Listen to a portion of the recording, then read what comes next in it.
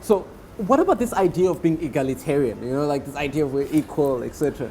Yeah, being egalitarian actually stems from, remember what happened in the 60s? Yeah. The civil rights movement. The civil rights movement had this egalitarian perception of, no, we are equal. Okay. We need to be treated right.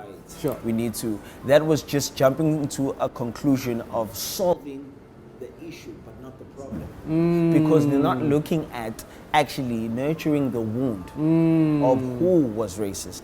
Because if I am racist to you, one day, as much as I've learned to be racist, I have to unlearn it for me to know how to be a better person. 100%. You understand? So they're jumping the gun.